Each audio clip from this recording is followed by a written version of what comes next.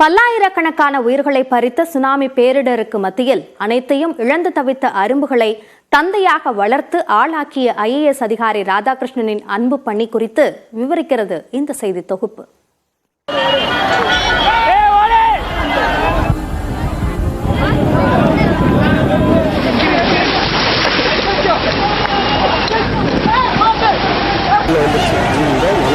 அலையலையாய் வந்து கால்களை நனைக்கும் நீருக்கு பேரலையாய் வந்து உயிர் வரிக்கும் குணம் உண்டு என அறிந்த நாள் 2004 டிசம்பர் 26 தான்.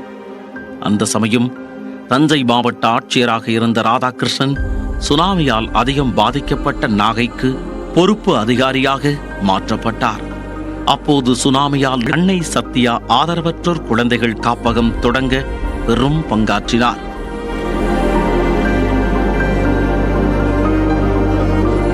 உடனடியாக நாங்கள் சிக்கலில் ஒன்று ரெண்டட் பில்டிங்கில் ஸ்டார்ட் பண்ணுறோம். அதில் படிப்படியாக முதல்ல 199, அதுக்கப்புறம் 122, 127 பிள்ளைகள் படித்தாங்க. அதுக்கப்புறம் அரசே அன்னை சத்யா இல்லாமல் தொண்டு நிறுவனோடு இணைந்து ஒரு மிக சிறப்பான கட்டணம். இப்போ கூட தற்பொழுது அப்பா அம்மா இல்லாதவங்களுக்கு அது தொடர்ந்து இருக்கு.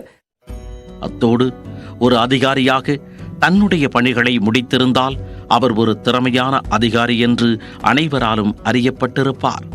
ஆனால் அவ்வாறு அவர் செய்யவில்லை. இன்று கூட அன்னை சத்யா குழந்தைகள் காப்பகத்திற்கு சென்று அங்குள்ளவர்களிடம் அப்பா அம்மா யார் என்று கேட்டால் ராதாகிருஷ்ணன் கிருத்திகா தம்பதியினரைத்தான் சொல்வார்கள். அந்த அளவிற்கு அந்த குழந்தைகள் மீது தனி பாசத்தையும் நேரத்தையும் தன் பணிகளுக்கு மத்தியில் தொடர்ந்து கொடுத்து கொண்டே வந்தார் ராதாகிருஷ்ணன்.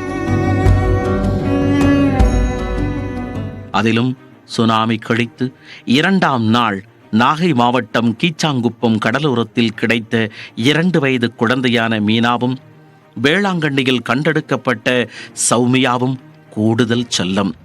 BA பட்டதாரியான சௌமியாவிற்கு கடந்த 2022ஆம் ஆண்டு ராதாகிருஷ்ணன் தலைமையில் திருமணம் நடந்தது.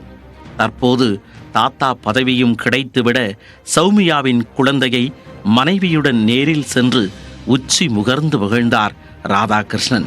நாங்கள் ஹாஸ்டல்லேருந்து வெளியில் வர்றதுக்கு ராதாகிருஷ்ணன் அப்பா கொஞ்சம் ஹெல்ப் பண்ணாங்க. அதாவது மலர்விழி மணிவண்ணன் அவங்க எங்களை ஃபேமிலியாக தத்து எடுக்கும்போது எடுத்த உடனே அவங்கள வீட்டுக்கு விடலை.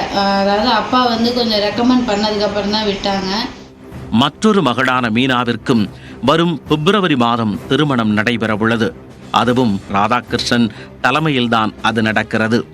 இதேபோல் காப்பகத்தில் வளர்ந்த அனைவரையும் அன்பு பாராட்டி அவர்களுக்கு வழிகாட்டியாக இருந்து வருகிறார்கள் ராதாகிருஷ்ணன் கிருத்திகா தம்பதி. அப்பா வந்தாங்கன்னா நாங்கள் வந்தாலே பிள்ளைங்க ஓடி போச்சுங்கன்னா அவங்க தூக்கி வச்சுக்குவாங்க. தூக்கி வச்சுட்டு யார் வந்தாலும் அவங்க குழந்தை மாதிரியே ஒரு அரவணைச்சு இப்போ இன்னைக்கு வராங்கன்னா விட்டுற மாட்டாங்க. அந்த சைடு போகும்போதெல்லாம் எங்களை பார்த்துட்டு போகணும். இப்போ வீட்டுக்கு எப்படி போனால் என் பிள்ளை அங்கே நின்றுட்டு இருக்கும், நான் பார்த்துட்டு வரேன் அப்படின்ற மாதிரி அவங்க ஒரு துடிப்போடு ஓடி வருவாங்க. அன்பையும் அரவணைப்பையும் பகிர யாராக இருந்தால் என்ன, உயர் பதவியில் இருக்கும் அதிகாரியாக இருந்தாலும் விதிவிலக்கல்ல என நிரூபித்துள்ளார் ராதாகிருஷ்ணன் IAS.